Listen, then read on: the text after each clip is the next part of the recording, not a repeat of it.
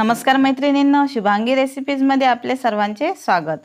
आज आपण बनवणार आहे विदर्भात प्रसिद्ध असलेली बुलढाणा स्पेशल मिरचीची भाजी। याला बऱ्याच ठिकाणी दालगंडोरी सुद्धा म्हणतात।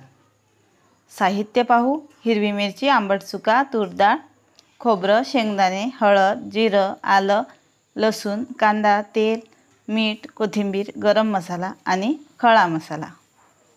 आपल्याला एक आंबट चुक्याची जुडी घ्यायची आहे। तर तूर डाळ,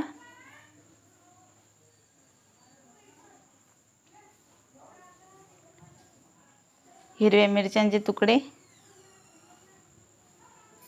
50 ग्रॅम शेंगदाणे, 50 ग्रॅम खोबरं। जर तूर डाळ 1 पाव घेतली असेल तर आपल्याला अर्धा पाव हिरव्या मिरच्या घ्याव्या लागतील। लसूण, आलं, खडा मसाला हे सर्व आपल्याला घ्यायचे आहे। सुरुवातीला आपल्याला आंबट चुका स्वच्छ पाण्याने धुवून बारीक कापून घ्यायचा आहे। तूर डाळ स्वच्छ पाण्याने धुवून त्यामध्ये टाकायची आहे। तसेच शेंगदाणे आणि खोबरं, यामध्ये हिरव्या मिरच्या कापून घालायच्या आहे।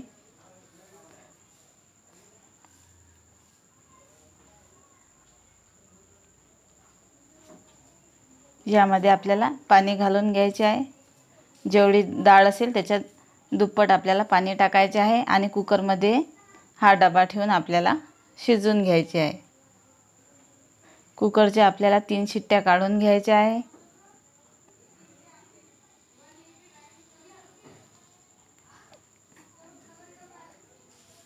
तोपर्यंत आपण मसाला तयार करून घेऊ। शेंगदाणे भाजून घेऊ।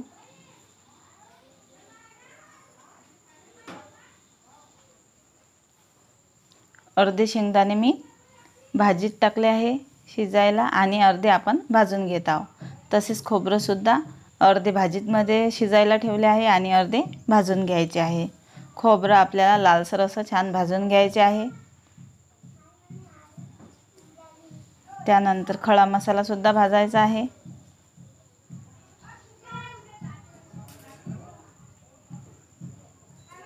आपला मसाला भाजून तयार आहे।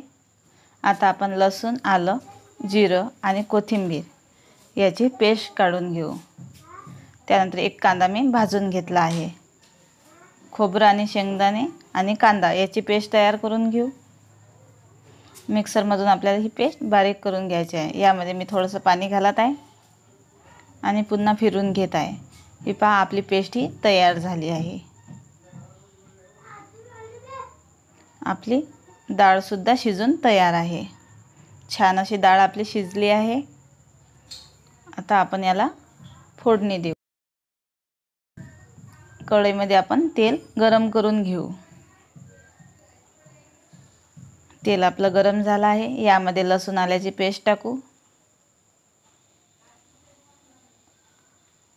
आता यामध्ये आपण खोबरं आणि शेंगदाण्याची पेस्ट टाकून घेऊ। ही सुद्धा आपल्याला छान असं लालसर होऊ द्यायचं आहे। यामध्ये हळद टाकायची आहे, 1 चम्मच गरम मसाला।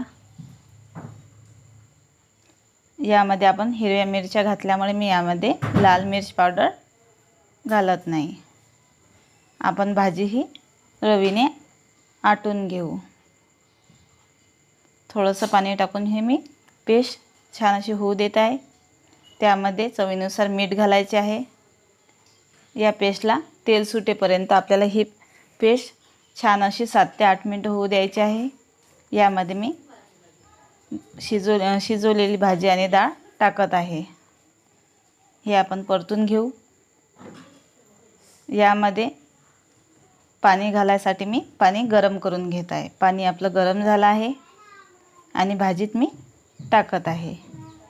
आवश्यकतेनुसार आपल्याला हे पाणी टाकायचे आहे। आता आपल्या या भाजीला 2 ते 3 उकळ्या येऊ द्यायच्या आहे। यामध्ये मी थोडासा गरम मसाला आणखी टाकला आहे। आपल्या भाजीला उकळ्या येत आहे। शेवटी आता यामध्ये आपल्याला कोथिंबीर टाकायची आहे। छान अशी आपली झणझणीत मिरचीची भाजी तयार झाली आहे। खायलासुद्धा खूप छान लागते। भाकरीसोबत तुम्ही ही भाजी खाऊ शकता। लहानांपासून तर मोठ्यांपर्यंत सर्वांना ही भाजी नक्की आवडेल। अशा साध्या व सोप्या नवनवीन रेसिपी पाहत राहण्याकरता शुभांगी रेसिपी या चॅनलला लाईक आणि सबस्क्राईब जरूर करा।